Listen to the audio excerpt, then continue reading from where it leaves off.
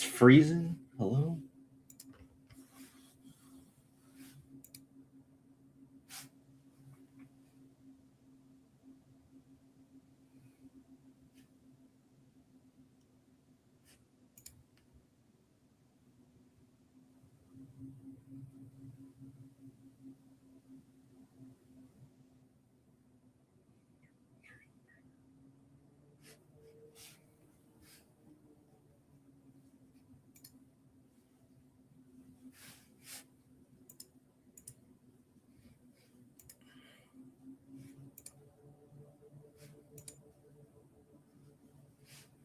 Honestly, maybe the worst streamers of all time. It's possible we are the worst combination of streamers of all time. Hello. We are live now. I'm so sorry. Taco, what is good? What's up? What's happening? I think we're the worst. I think in terms of like showing up on time, having equipment ready, just, being prepared. In the aggregate, we have 60 to 70 people waiting to watch us. And my mic wasn't plugged in. We got to be the worst. I think we're the worst. I was ready at 1:30, but yeah, even my shit was fucking up. Your stuff relaunch Chrome and everything. Yes. Then I blame StreamYard. It's crazy, and we were supposed to go at 1:30. I couldn't get my notes done in time, so we pushed it back to 1:45. We push it back to 1:45, and nothing works. Alas, the good news is, we don't have a tight turnaround today. We've got some time to settle in. This race doesn't kick off for another 2.5 hours. The MillerTech battery 250 presented by Koa. O'Reilly series returns after a week off. Interesting practice session. We got to talk about that. Interesting qualifying session. We got to talk about Pocono as a whole because it's a really, really strange racetrack. But first of all, most importantly, Taco, I think we got to talk about Michigan. You were there live. How was your day in the Irish Hills of Michigan? Is that what they call it? The Irish Hills? Yeah. And let me tell you, all the cheap seats were far on the left, like turn 4. And I was like, I found some decently priced tickets, like in the middle, start finish line. Seems really nice. No, I wanted to be all the way on the left. That's where all the crashes were. So I did hear Christopher Bell fuck his arm up. that shit was loud. That was maybe the hardest loud hit. Impact, and that was all the way down there. Yeah, Michigan, very loud. We were kind of up by the fence, so louder than Talladega. Just interesting. Zoom in, yeah. Interesting. Well, the speeds won't. Well, I guess the speeds in the aggregate won't be as high today, but we do have plenty of pace here at Pocono. Another big, unique racetrack. We'll break it all down. You may notice. Listen, last week we talked about moving over to a new channel. We're on the main channel. We got the okay to continue on the main channel. You guys made enough of a noise. The community came out to support, and we got the sign off from the big boss to continue on this channel. Definitely go keep subscribing to that other channel we mentioned last week. We may get banished there come football season. Yeah, I think once the football season starts up, we will get moved back to the minor leagues. But at least for the rest of the summer, we are on the A squad. We're on the varsity team. We'll be up here on the big channel. So thank you guys for all the support over the last week. Taco, I think it's time to get into it. We got to talk about Pocono. Very interesting racetrack. Correlates okay with some racetrack, but obviously the most unique part of it is a triangle-shaped racetrack. A lot of discourse over how many corners this track actually has. Officially, they say 3. I think it's more like 5. But yeah. And it's 3 different tracks melded into one, right? You've got like turn 3 is just the Milwaukee Mile. Yeah, I think Milwaukee, Darlington, and Indy are the 3 corners, something like that. Yeah, but all 3 corners, different shapes, different banking. The tunnel turn obviously ends up being a really huge point to set up a pass into turn 3 or turn 4, depending on how you look at it. That's what everyone was complaining about. There being tight on the tunnel turn in practice today. Everybody. But ultimately, the most unique characteristic of Pocono is it's impossible to pass. It is a single lane racetrack all the way around.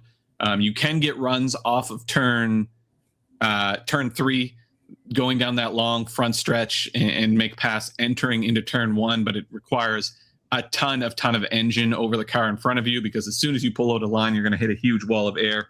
We have seen at least all the races last year, and I think at least all of them in 2024 have come down to strategy. And ultimately, once you, what it comes down to is who's leading after the final pit cycle.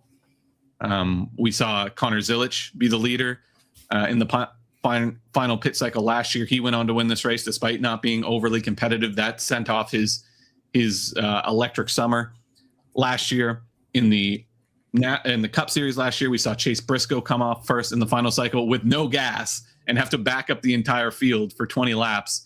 And still, Denny Hamlin, Chris Buescher, and Ryan Blaney weren't able to get around him.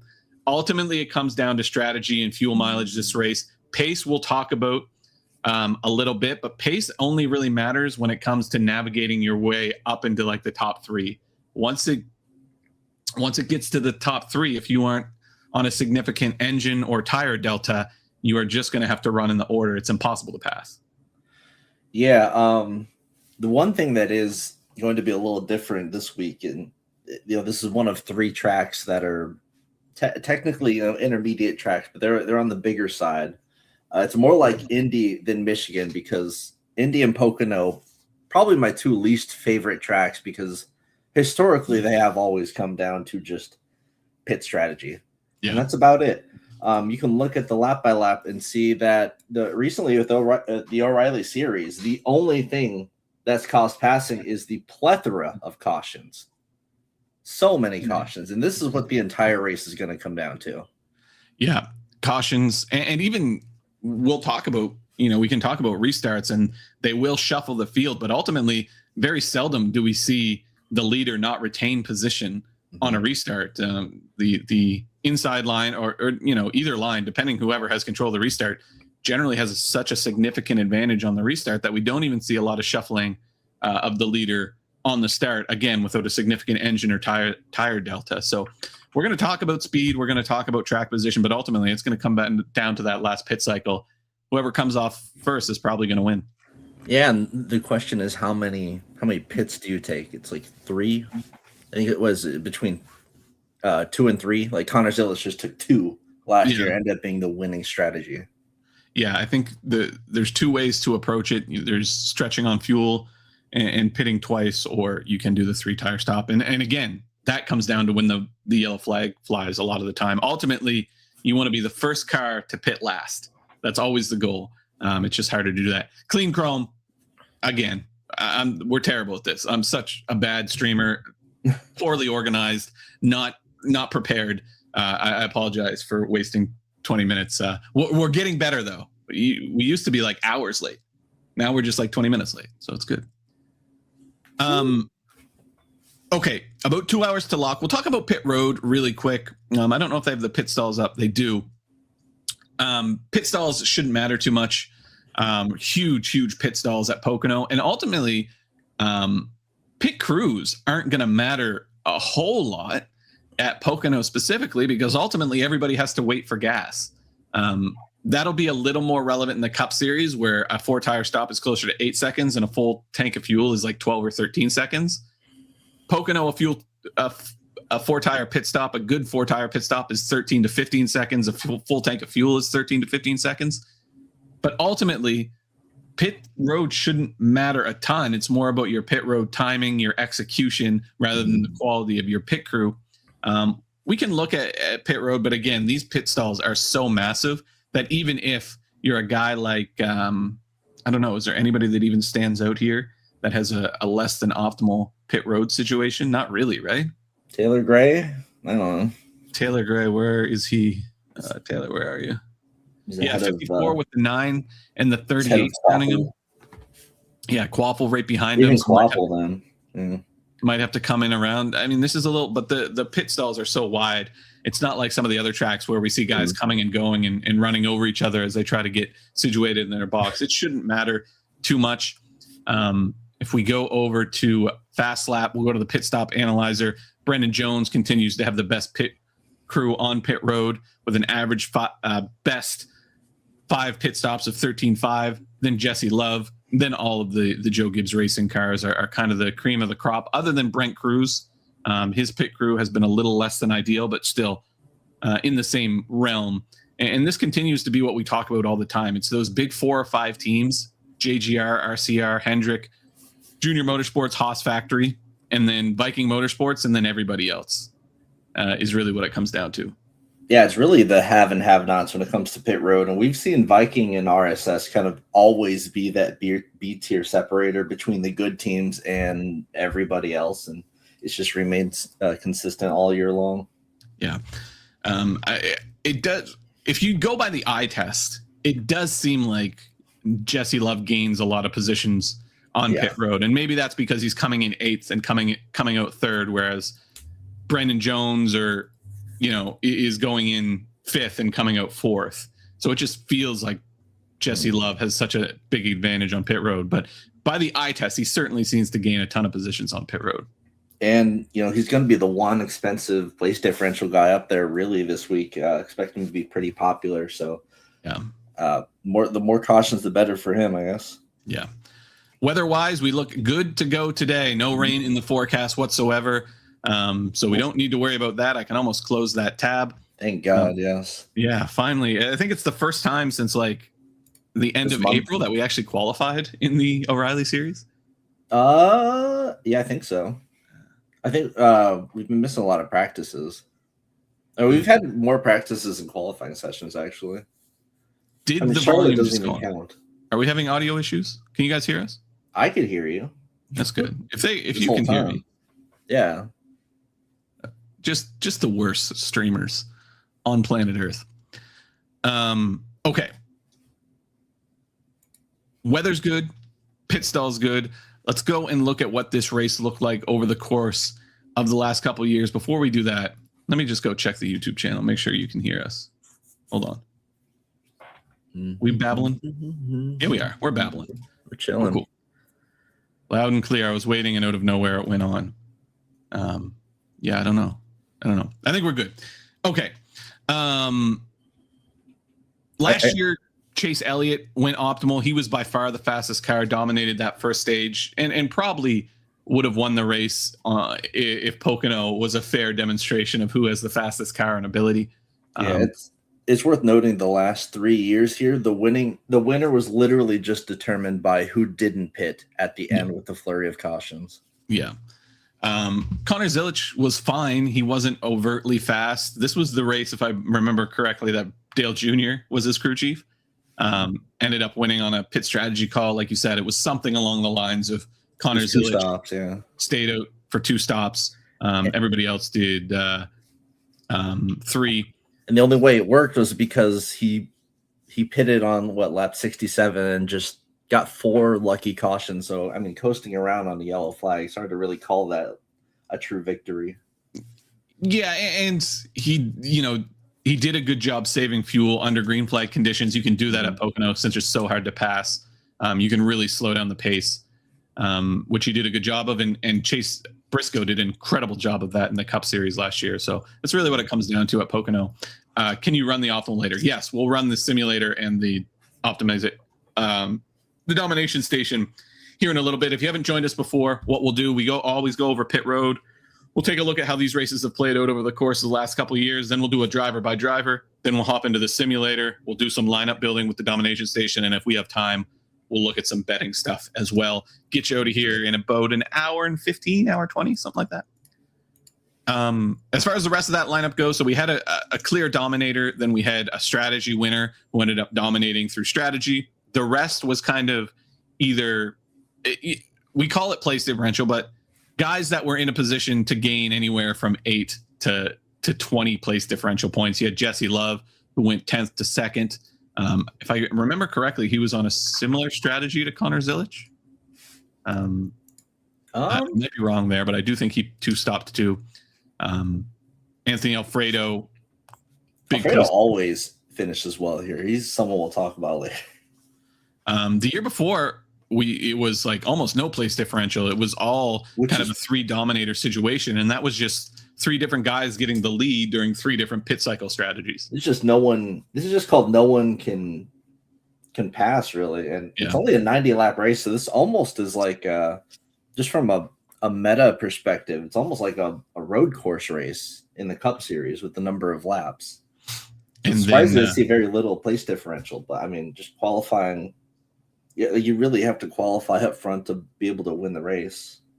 And back in 2023, even when the majority of the place differential in Josh Berry got knocked out of the race, or not the place differential, the dominator points got knocked out of the race, even still with no dominator points on the board, it wasn't a super heavy place differential top 6. Obviously, there was a significant amount of place differential, but it wasn't like guys starting deep 30s. It was that 11th to kind of 25th range where a lot of the winners came from. And you'll see that as a pretty big trend.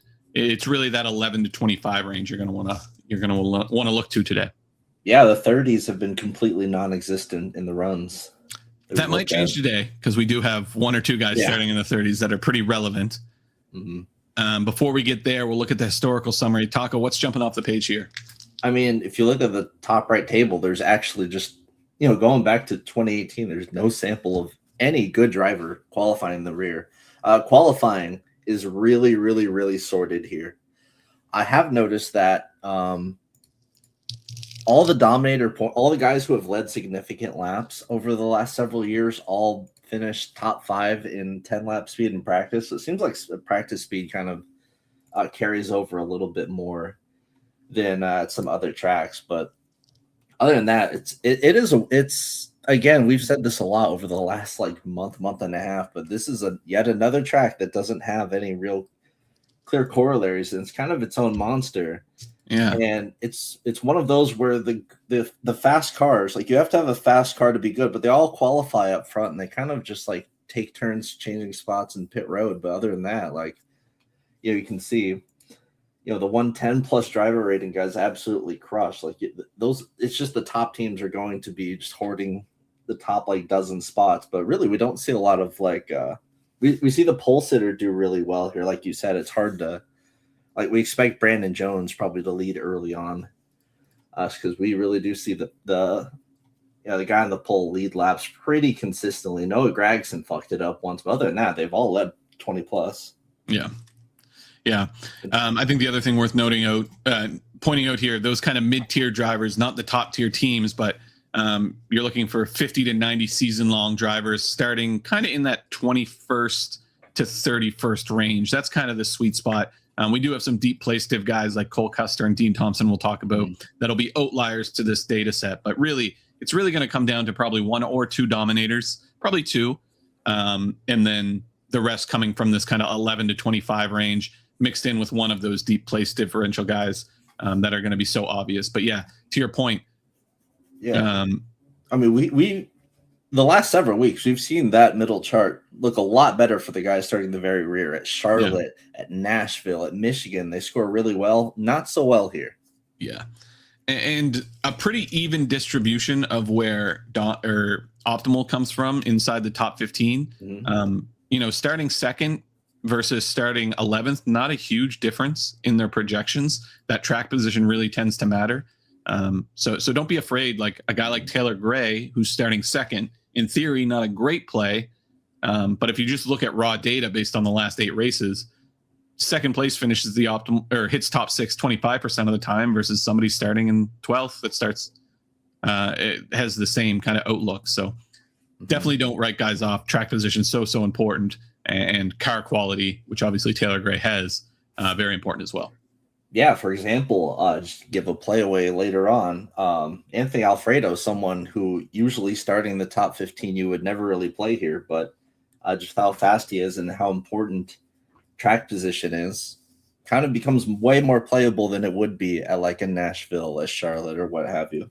Yeah, absolutely. Okay, we'll look at practice. Like I said, practice I think is predictive in terms of shuffling kind of the top 15 and outlining your prospects into the top 15. Ultimately, I don't think a fast car or like a top 3 car is necessarily a prerequisite to win this race. I think getting the right strategy, which is a little luck based, is a prerequisite, but still we do really want to identify who the fast cars will be. Yeah, practice correlates really highly into qualifying, which just gives you track position. So yeah, we kind of saw that here. We didn't really see any surprises outside of RCR in qualifying. I'm going to do best 5 laps after 6 laps run. That gets us 33 of the drivers. That's enough. This is over at the fastlap.io practice analyzer. I think there's kind of 2 that stood out here. Brendan Jones was very quick. Parker Retzlaff was also really, really strong in practice. Kind of outlier speed. We always see him be pretty fast, but to see him be legitimately maybe the fastest car on the track was interesting. I think he'll have a lot of pace. Brent Cruz had a lot of pace. The other one I wanted to point out was William Byron, who only made 1 run, but towards the end of that run, once we got to kind of the 1920s, he was really, really quick. Justin Allgaier was really strong too, though not as consistent as you might hope to see Justin Allgaier. Ultimately, I think the speed, Brendan Jones or any Toyota, I think Brent Cruz probably has the same pace that Brandon Jones has. William Byron, Justin Allgaier, and Corey Day had 2 kind of distinct runs here, but he had a lot of pace in his last run too. And we saw Chase Elliott be very, very fast here in this Hendrick car last year. Obviously, a bit of a delta between abilities there, but Corey Day might have some upside here as well. I'm really interested in number 2 and number 4 there, Retzlaff and Alfredo, the Viking Motorsports cars fast together again. The last time we saw this was at Texas, where they both ran top 10 all day. Yeah. Another horsepower track. Yeah, and you look at it like compared to William Byron, who just made 1 clean run. Ultimately, I think William Byron ends up winning out here, but Parker Retzlaff right there, if not a little faster, when we're talking about lap 21, lap 20. So a lot of upside here for the Viking Motorsports guys. Mm-hmm. And these are the old colleague cars that always performed quite well at Pocono. So, and introducing the new Carson Kavapili. Yeah. Yeah, timing and scoring, giving us another wonderful brand new name for somebody. Carson Guavapali. Parker Retzlaff, like legitimately in the heat map, you can see like through the whole run, legitimately fast, top 5 speeds through pretty much the entire run. Corey Day popped quite a bit during that last run he did. He when he stopped, came back out, he was really fast in that second run. Brendan Jones was very fast across his whole run. Sheldon Creed, though not knockout speed, really fast, really consistent pace as well. William Byron, really good too. Ryan Sieg from Cousin Ross. Let's see. He's usually pretty good at these types of tracks. Yeah, he wasn't as impressive this week as I expected him to be. Yeah, hard to make sense of his practice speeds. Looks like he had some different motivations going on here, but within the same realm of what William Byron or Brendan Jones was doing. So some pace there as well. Okay, I want to go over to the domination station and bump off the first kind of 5 laps here just so it updates. And we'll get into the driver by driver. We'll go through every driver on the board, talk about their outlook. Then we'll do some simming. We'll do some lineup building, and we'll talk about betting if the markets are up. But it all starts with Justin Allgaier. He was the favorite to win the race coming into the weekend. Almost surprisingly, Pocono hasn't been a standout track. Not that he hasn't been fast here, isn't his pace, but Pocono is just so kind of strategy, randomization, luck dependent. We haven't really seen him overperform at Pocono like he has on some other tracks. Never actually won at Pocono, I don't think, but always runs pretty well. He should run pretty well here too, but for a guy priced up at 1,300, you really want some assured domination, and that just really doesn't exist at Pocono. Yeah, and really it's interesting to see this kind of pricing. I don't think we've ever had a slate like this where we have 3 guys 12K or above. So that could be interesting, and I think the Allgaier sticks out as the most interesting of the bunch. But like you said, strategy here just kind of throws everything at the wall. You can have a really good car here and just kind of get fucked over at the end, especially with the number of cautions we potentially get here. So, I mean, Allgaier, you can look, just look at how he's ran to intermediates all season. He's having one fucking hell of a season. Yeah. top 2 in speed rank basically every single time, finding lead laps and fast laps consistently, even at tracks that he's been struggling at. He's just been that guy. No Larson in the field this week, I mean, Byron still looks pretty fast, but I think there are just less threats overall in this field. You don't have any Hosevars or anything. Like, it's an interesting spot for Allgaier. At 13, though, you will see the drop in ownership because the ownership is not finally started to get there for Allgaier as people realize, he's just good every single week at the intermediate tracks, like no matter what. But yeah, this would be one of his, I guess you could say, weaker. I guess when it comes to actually leading laps and getting fast laps at Texas, while he does that very consistently, he's gotten 8 or more each time since the turn of the decade. The fast laps have been kind of meh. They kind of are for a lot of people with only 100 laps to go around. So again, I mean, the 100 laps is like the big thing here, right? Because, it's not that many Dominator points to go around. You're asking 13K. It kind of almost like prices you out of this range in a sense. Like, yeah, you really are in a situation with only 100 Dominator points and 1,300 salary. You're in a situation where you need to start gaining some of those Dominator points in stage 1, which could be difficult to do, but still not outside the realm of possibility. I just think it's a little. At 1,300, you really need some assured domination. I just don't think you get that here. Mm-hmm. William Byron will start P3. I think he is the biggest threat to Brendan Jones early. My biggest concern when it comes to William Byron is his pit crew is a step down from some of the guys he will be racing around. And when I say step down, we're talking about 1 second. A second maybe. So not a huge step down, but it certainly is a difference. But William Byron was probably the best of the JRM cars in practice by my measure. Looked really comfortable, seemed really happy with his car in practice, and at a place that demands execution like Pocono.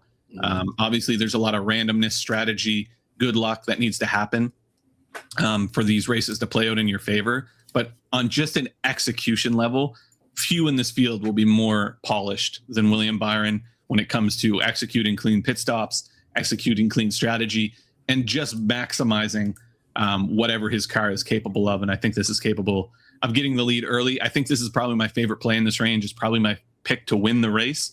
But again, Pocono just, only 100 Dominator points on the table. We're still talking about 12-5, and a lot of strategy, a lot of luck needs to go into getting the lead at Pocono. Would be somewhat unusual to see William Byron drive up and take the lead from Brendan Jones early. But no, it's not outside the realm of possibility. And if he does, certainly has an inside track to the optimal here.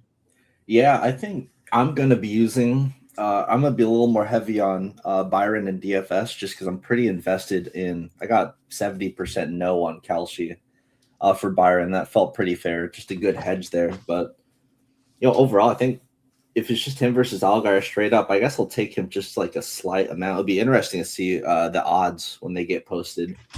Who's the favorite here? I think it'll be Byron. We'll see. Yeah, it definitely won't be Zilich as he's going to fall off here a bit.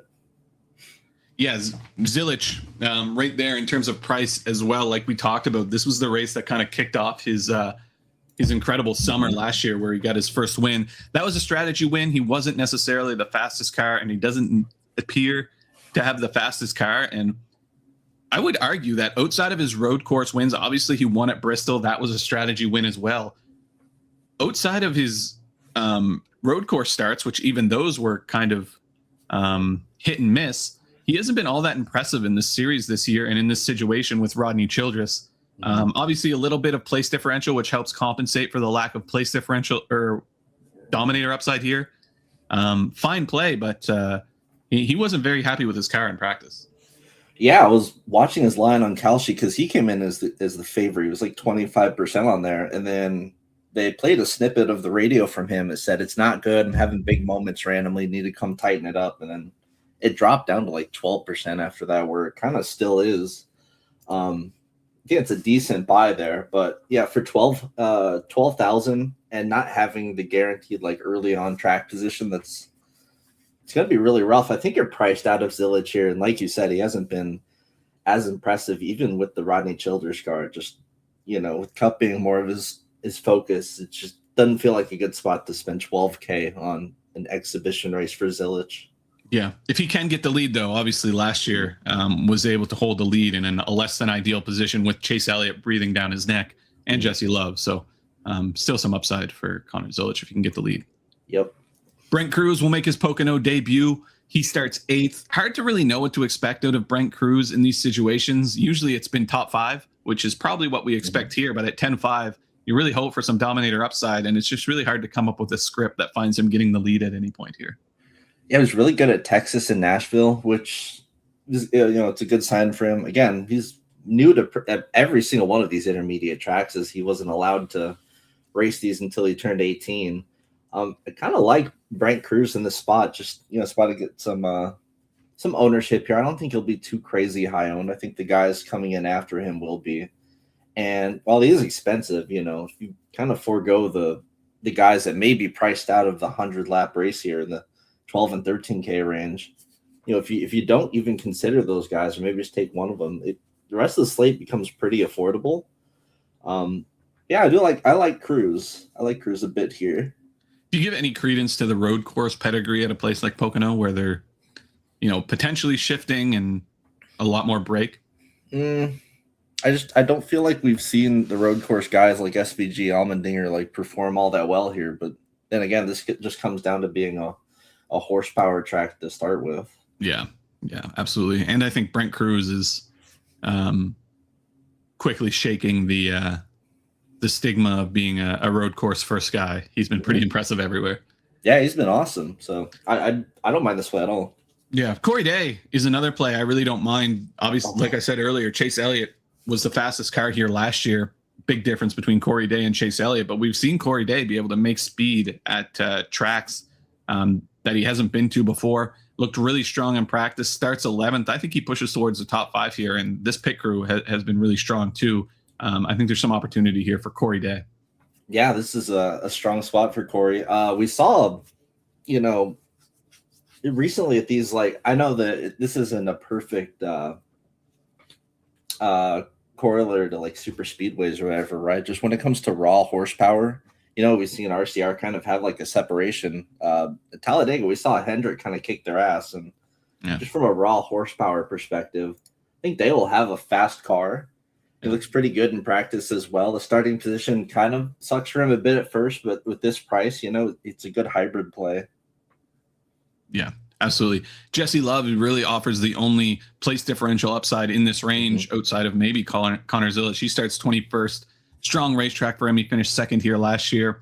Was top 15 the year before. Had a lot of single lap pace in practice, but their long run pace seemed off, and he didn't seem super happy with his car in practice when they interviewed him. Still, when there's not much place differential, I think a lot of ownership is going to end up on him. It's going to be hard to get too much leverage on, but I probably would aim to match the field here when it comes to Jesse Love. Yeah, both him and Hill look shaky during qualifying. So he just crushed the field last time that we were at Nashville. He dominated there. Yeah, he's going to be super popular. I don't see myself going overweight on a spot like this. I think the place differential is a bit overrated here. I prefer Corey Day as a place differential play, even though he's starting 10 spots ahead. Sam Mayer will serve as a pivot play that I really don't mind. He starts 7th and has been really strong at Pocono over the course of the last 4 or 5 years. He's got one of those Hendrick engines as well. This is a fine play. I think he can compete for a top 5 at 13% ownership. I think this is a nice single entry pivot type of play. There's upside here.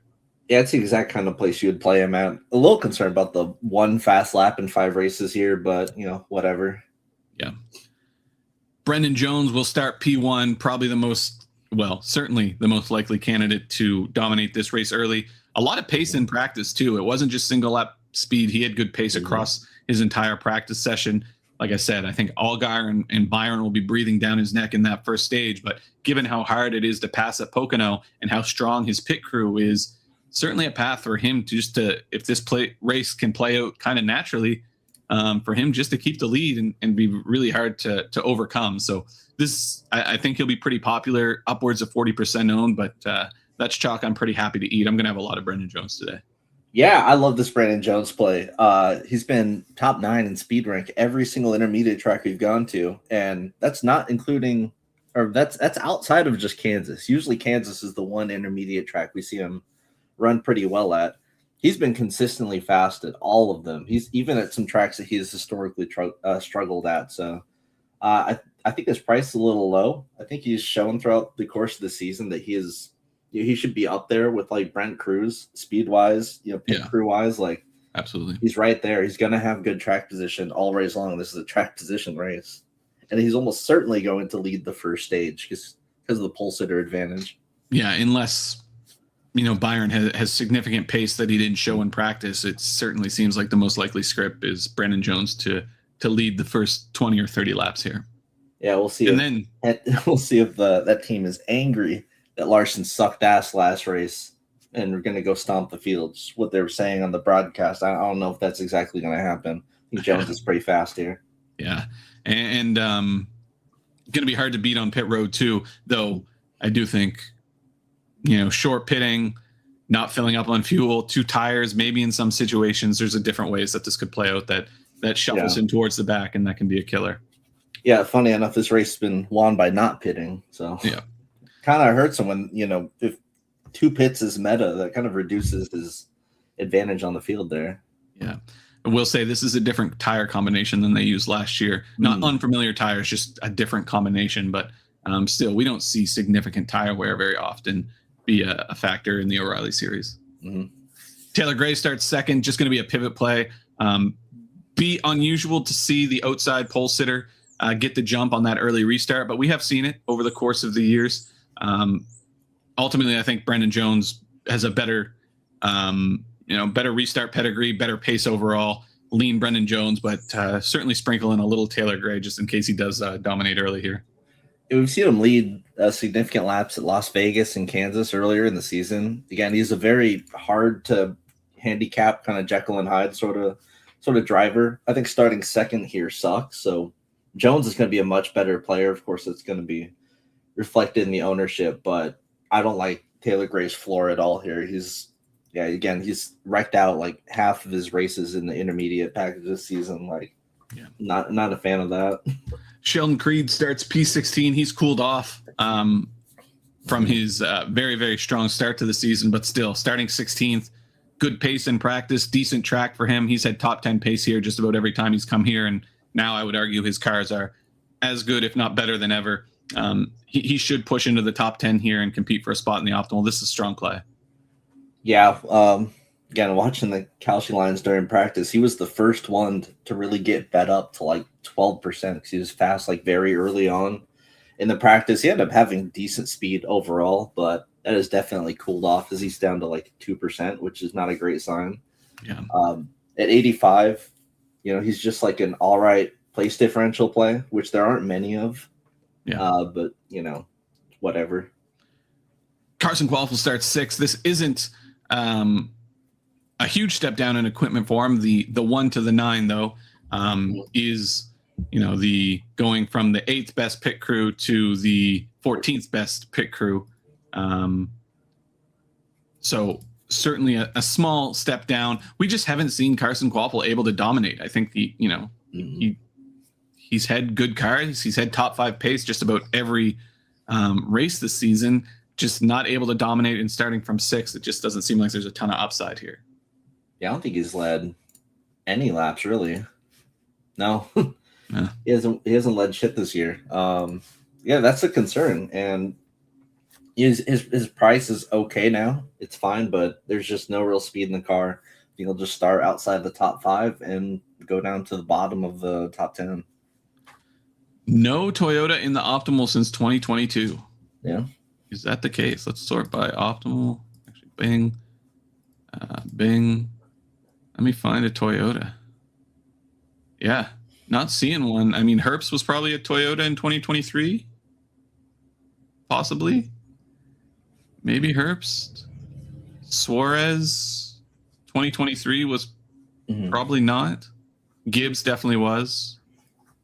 But he might not have been optimal starting second, finishing second. So yeah, Toyota certainly seems to have struggled. He definitely was in 2021. But you're saying since 2022, yeah, definitely seemed like Toyota. I don't think they've struggled here. They just qualify well and finish well, which kind of caps their dominate or optimal upside, I guess.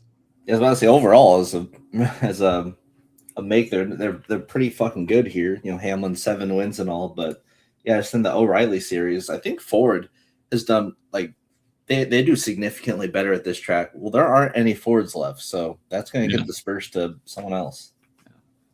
Austin Hill starts 17th. This is just kind of a classic Austin Hill spot, especially with 8,200 salary.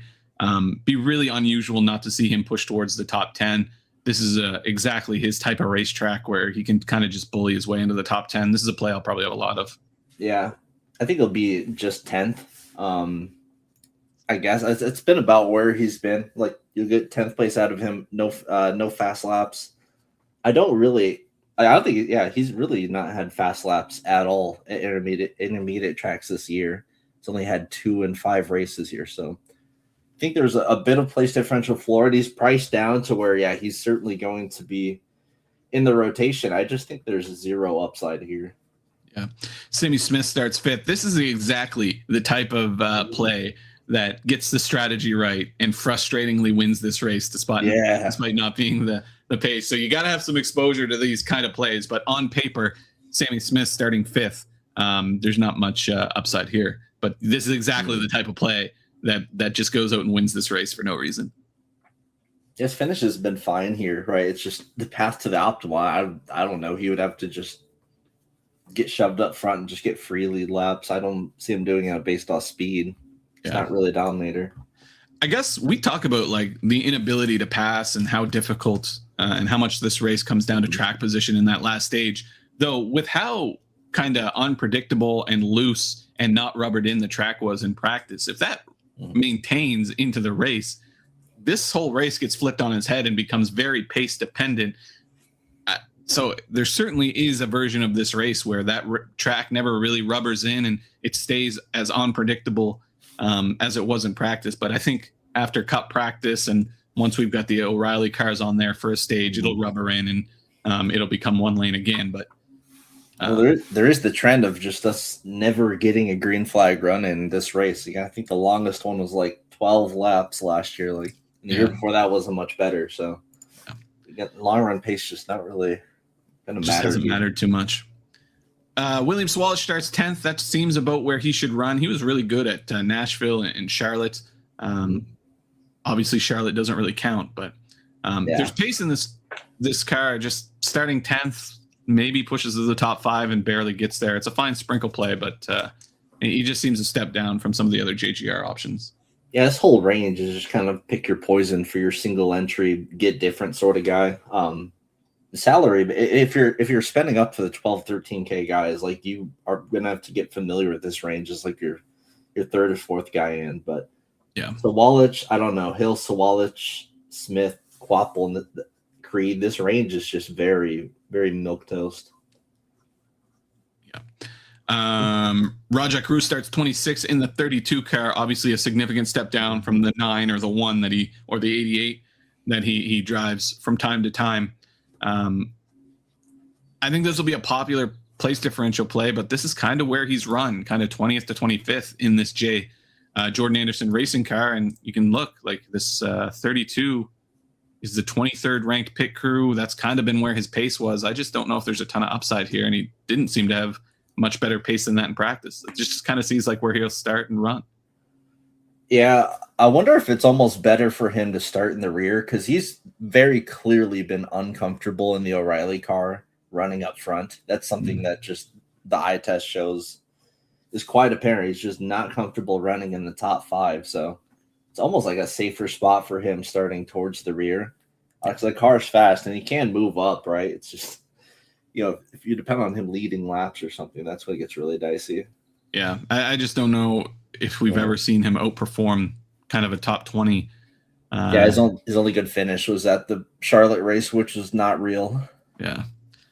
Ryan Sieg starts 9th. This is about where he should run, kind of 9th to 12th. It's kind of been his upside all season long. That's exactly what his practice pace was. That's where he's been running. That just kind of seems 9th to 12th is where you'll find him. Yeah, it has some good history here at this like track type, but I think that Ford was better at this track type than at least this team with Chevy is. So I don't think he has like the crazy upside that he's had in years past here. I think he's just just kind of runs around this spot or maybe moves a few spots back and just kind of whatever. Yeah. Nicholas Sanchez makes his return.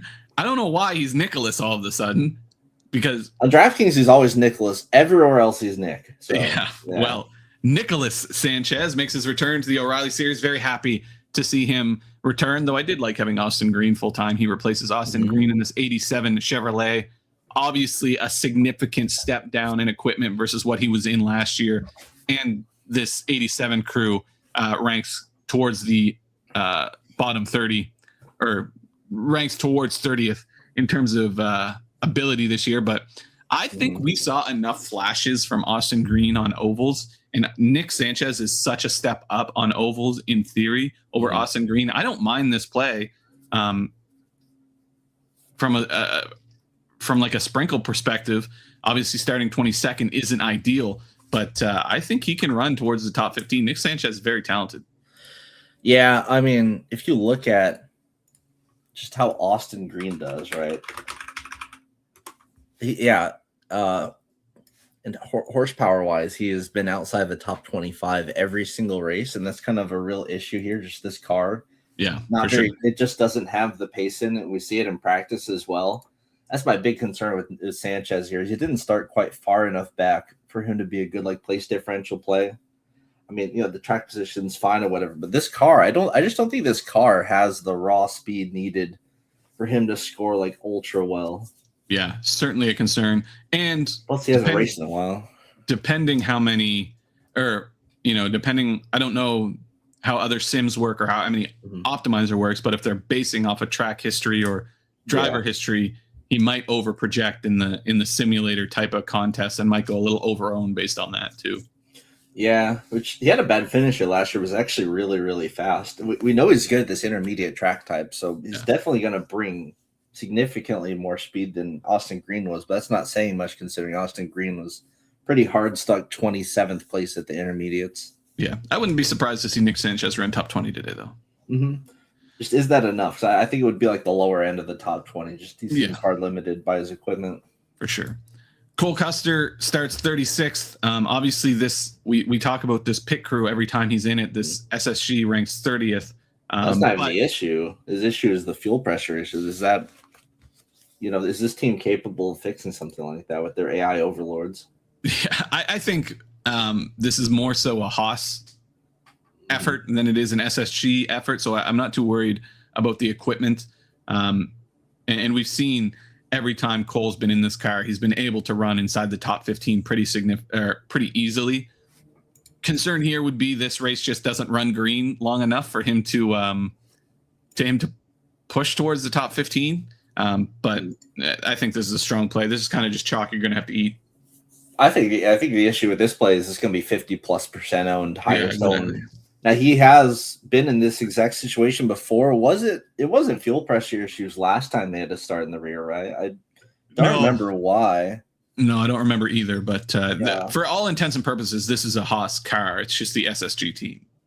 Yeah, with fuel pressure issues specifically, you're a little bit more tuned into mechanics stuff. I mean, how concerning is that for you? Just for a DNF, like I'm not like super concerned, right? No, depending. I mean, there's a fuel. They had trouble with fuel pickup issues, and whether that's a fuel pump issue or literally the engine not picking up fuel, whatever it is, as long as they diagnose it and replace, whether it is a fuel pump or whatever, it's an easy fix as long as they diagnose it and fix it. And the fact that they didn't take a qualifying lap makes me think they diagnosed the issue and were committed to fixing it. Not a huge concern. It's not like something you'd have to go to a backup or anything over. You can just fix the issue most of the time. If that's the case, it's just chalk. Get used to devouring it. We've seen Custer in this exact spot a lot, and while obviously he's not in the equipment before, he's won here twice. Like, this is a great track for him. He knows what to do here. Yeah, pretty free. I'm sure there's some more mechanically in tune people in the chat than I am, but my understanding would be that anything in the fuel system would be a single source issue, like most likely a fuel pump failure, and that wouldn't have any cascading effects to any other parts. In other situations where like transmission issues or whatever, where you've got transmission issues that can affect other parts of the engine and it kind of cascades down. I don't think a fuel pump issue would have that similar effect. So I think it's just a single source issue. Replace the part and you should be pretty good. But somebody in the chat might be able to speak to that a little better than I can. Yep, just chalk. Gotta devour this chalk. There's not much in this entire real range here, I guess. So yeah, it's either this free play starting in the back, or you're gonna have to gamble on some guys with good track position. Yeah. I'll take a gamble on Parker Retzlaff, who has legitimate speed in practice and starts 13th. I don't know why he's still priced down at 6,900, but any other than his track history, any reason not to like this play? I mean, if you look where Retzlaff and Alfredo were really fast together, it was at Texas, which they both finished in the top 10, and Darlington, where Retzlaff finished in the top 10. Don't mind this play one bit. Really hoping he wins the race. I grabbed a bunch of 1 penny Retzlaff shares during practice on Kalshi, so fingers crossed. Let's go plus 10,000. Hell yeah. Harrison Burton starts 23rd. I mean, 4 weeks ago, I would have loved this play, but he just hasn't had any better pace than this. This is a fine sprinkle play at 6,800, but we haven't seen Burton be much better than 23rd to 20th to 23rd. Yeah, and that's the issue here. He's just been really, really, really hard stuck outside of the top 15. So his upside here is just very limited. His teammate is going to be the one everyone's going to play. Yeah. Fade anyone who these ties are. Not a bad strategy. We are dog shit some weeks. Yeah, I think I've won every race the last like 3 weekends. It's pretty nice. I've been doing all right. I've been doing pretty good. Yeah, there's been some winners, there's been some losers, but we're doing our best, Johnny. We're doing our best. I literally think the last O'Reilly race. All right, chill. Listen, I just like talking about this stuff. That's all there is to it. Jeb Burton starts 18th. Again, this is kind of just where his speed has been. I think we've seen him be able to outperform his speed a lot of times at Pocono. So maybe there's a little bit of upside, but 18th is kind of a pretty good run for him these days. I'm not sure I have a lot of interest in Jeb Burton. Oh, no, he's been bad this season, and you can see it. Like, he really outfinishes where he runs at this place. And yeah, I mean, he would need another really, really lucky finish there. The Burtons, I think Jeb was getting married this weekend, so if you believe in that sort of boost or unboost, there you go. I'm probably not going to gamble on someone who just got married and's been out partying in a terrible spot. Ken, could be debris or clogged fuel line, but after swapping the pump, there's still an issue. I'm sure those guys can figure it out. He said earlier, the fuel pump is likely the issue, and it's an easy fix. So yeah, not a ton of concern when it comes to Cole Custer. Obviously, we don't have a ton of insight into what's going on there, but should be okay. Mm-hmm. Anthony Alfredo starts 12th. That's kind of just about where he's finished at Pocono, and obviously he's running better than ever right now. So I think this is playable at 6,300. Just not a ton of upside. It just depends really how the rest of the slate plays out more than anything. I think there is some upside, and that is Viking Motorsports legitimately being super fast. I think he can run top 10. That he hasn't hit top 10 this season, but he's been just kind of right on the outside of it.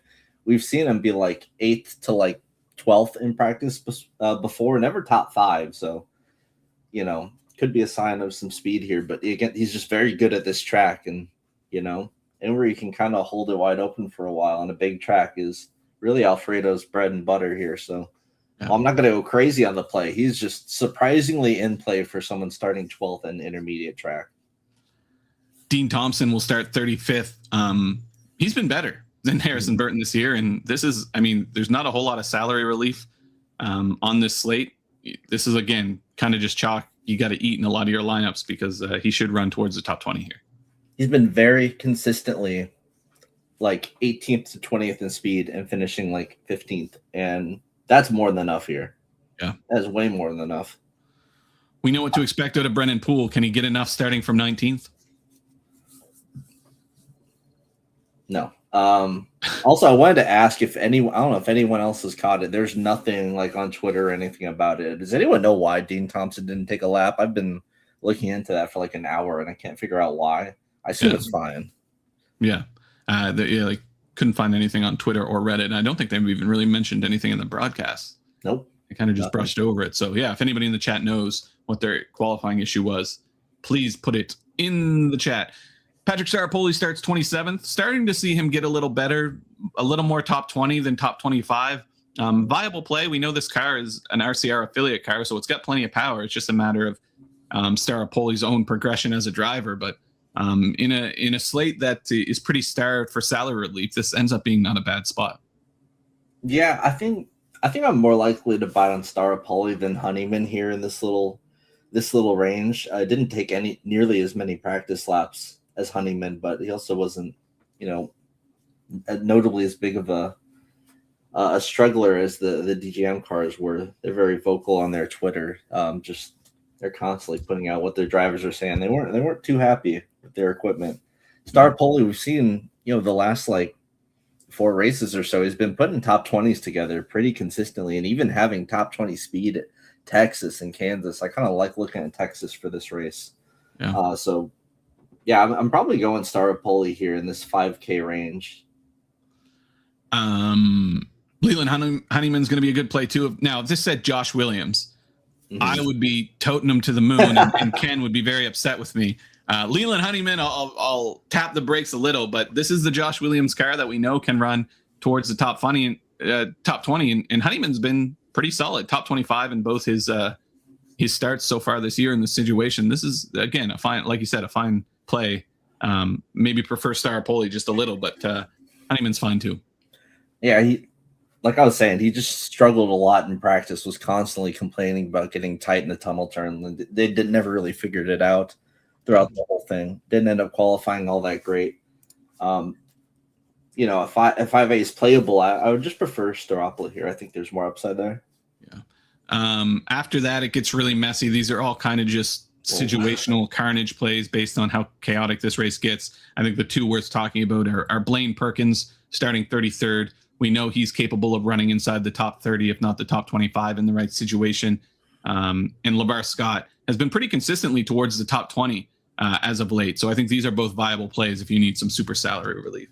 Because Dexter Bean we can't play because he's crunched up, and I wouldn't trust a DGM backup car. Bunch of these guys spun during their qual run, or just having issues, I guess. Bird isn't even on the slate still. I feel like he should be. Usually DraftKings would add a guy like that, but I guess now he's replacing a Nick Lights.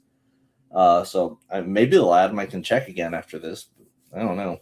Be surprised to see them add it this late. Yeah. Balicki definitely don't touch. He was on fire, literally. Yeah.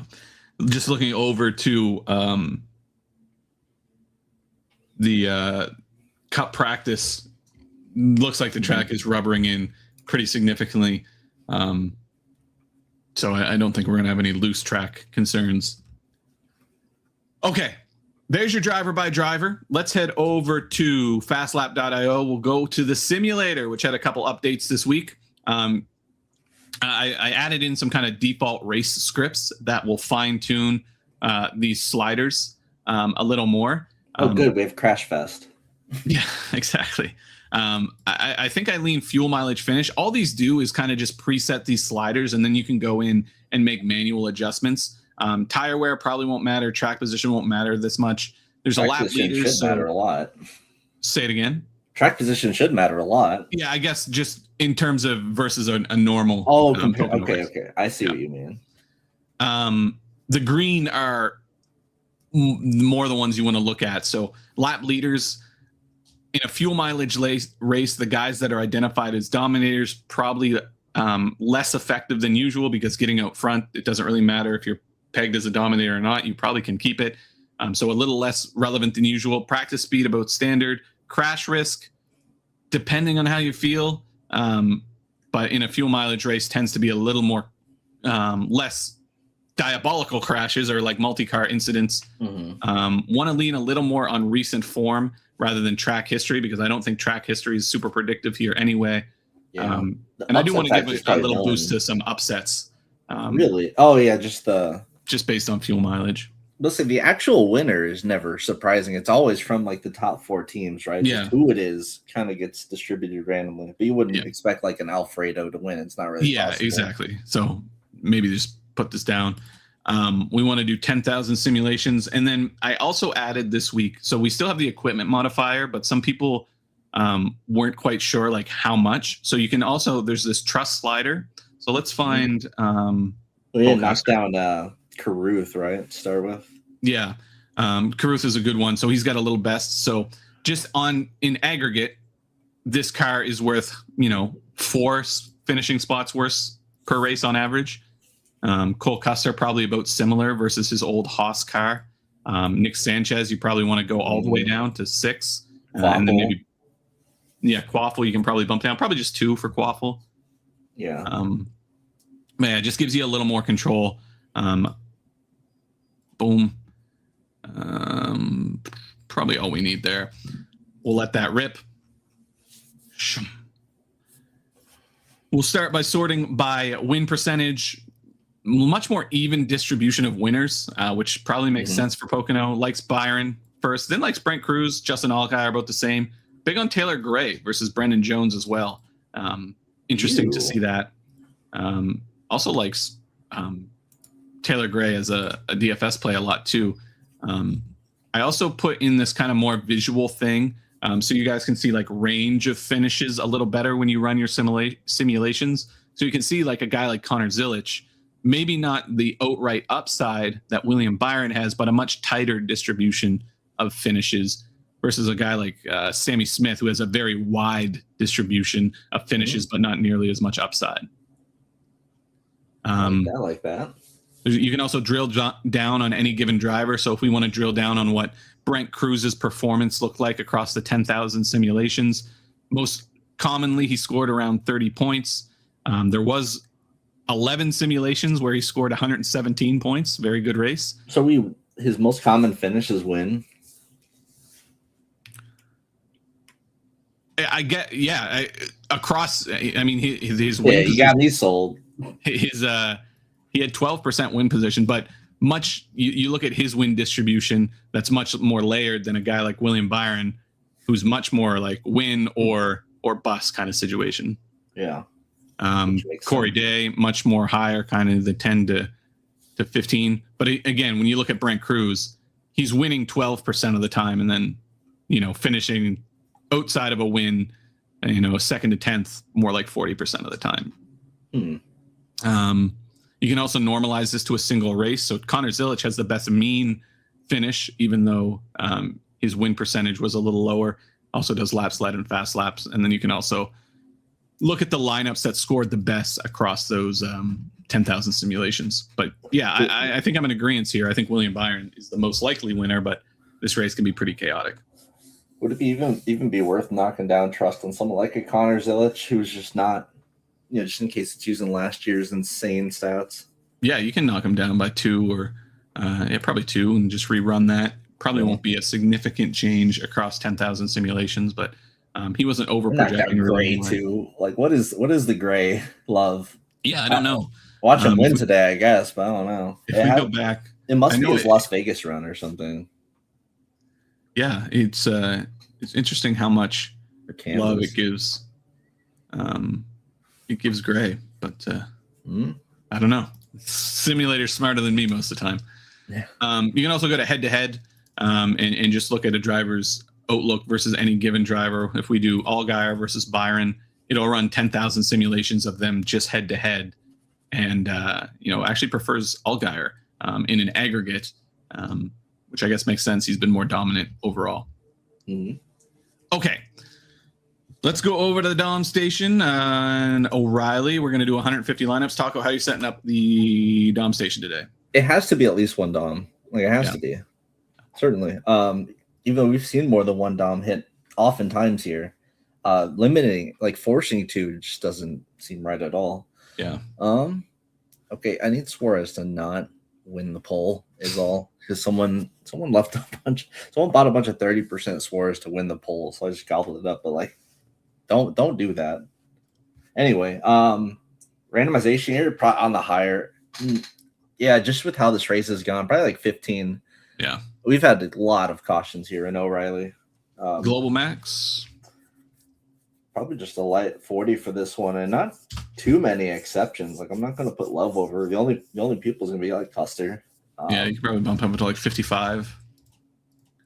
It could only be Custer, legitimately. I mean, Dean Thompson, I'm kind of terrified of. Yep, probably you can probably like 45% Dean Thompson realistically. Custer, you could go up to 60% easily. Bump him up to 60 and rerun. Boom. You'll probably get a lot of Custer. You'll get a lot of Dean Thompson, a lot of Jesse Love. Really big on Brendan Jones. Much bigger on Brendan Jones than my simulator. Let's see where Zilich and Allgaier and there. 21% Allgaier. Again, this is the price. Zilich probably not much at all.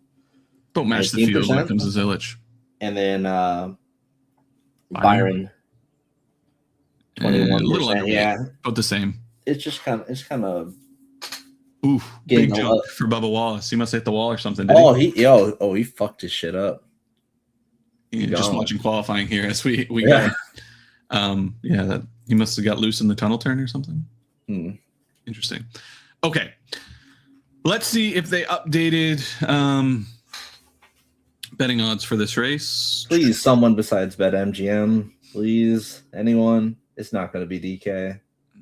It might just be MGM. I'm surprised. Sometimes if you do like a hard refresh of 365. Yeah, sometimes it'll go back up with old odds. Let me look over. Nope, nothing on DK. Or nothing on 365. Surely BetMGM has some terrible odds up for this race. They don't even. No. Wow. No. I guess we can look at Kalshi we trust. And they still, they're starting to hate Zilich less, but he went all the way down to like 10%, which was unacceptable. Yeah, interesting that Allgaier is getting a bunch of love. Hell yeah. All of a sudden, Brennan Jones bumping up a lot after. Byron fell a ton, which is wonderful. Do I just sell my no shares at this point? Nah, we hold. He ain't winning this shit. Yeah. Well, excuse me. What's Jones at now? Oh, he's 17. I see it. Yeah, 17. Hard to make down to betting 9 picks here. He jumped up a lot. Yeah, a lot of the Kalshi picks are like you're just gonna buy this guy at this time, or like whoever wins the poll. You always just grab whoever wins the poll once they win it, and then just sell it at race start. It's like guaranteed to always go up. Yeah, little things like that. Oh, what about Corey Day? What's Corey Day look like? I just want to see his graph more than anything. Corey Day, pretty linear. Hey man, I'm a proud owner of 103-cent Corey Day shares, so I need him to have a little pop off day here. Yeah, nothing really. I mean, Byron. Yeah, Byron nose dived for whatever reason. Yeah, I still think he's the rightful favorite here, so I don't mind that. Yeah, but okay, we'll leave it there. No betting odds up. So if they come up, we'll talk about it in the Discord. But there it is. Win pick, Taco. For this one, can I get? Just raw galloping horsepower. Shit, man. I like Brent Cruz here. I don't know about. Yeah, I think he get his first win here. Yeah. He's sick. Yeah, I think William Byron's the rightful favorite, but I don't know. Connor Zilich just has a way of backing into wins, and Rodney Childress is very sneaky when it comes to gas stuff. So I think I might go Zilich. Hey, I would not mind that one bit. Okay, really quick before we get you out of here, we will be back tomorrow for the Cup Race Breakdown around noon on the main DFS Army channel. We got brought back up to the A team, so we will be back on the normal channel, but still check out that other channel. Lots of good stuff going on over there. DFSarmy.com/NASCAR. Link for that's in the bio. Get signed up, get access to all the tools we used here today, including the Domination Station that builds up to 600 lineups. And get access to the Discord where we talk about this stuff 24/7. A lot of really smart people in there, a lot smarter than us that talk about this stuff all the time. Also, fastlap.io, simulator, head-to-head, power rankings, pit stop analyzer, practice analyzer. Lots of cool stuff going on over at fastlap.io. Head over there and do some research. Taco, I guess we go watch the end of qualifying, see how it goes. Hell yeah. All right. We'll make some lineups. We will be back tomorrow around noon, and hopefully equipment all good. No issues tomorrow, just good information. We will see you tomorrow at 12. Taco, I think it's time to say those words, brother. All right, helmets up today. Let's go make some money at Pocono.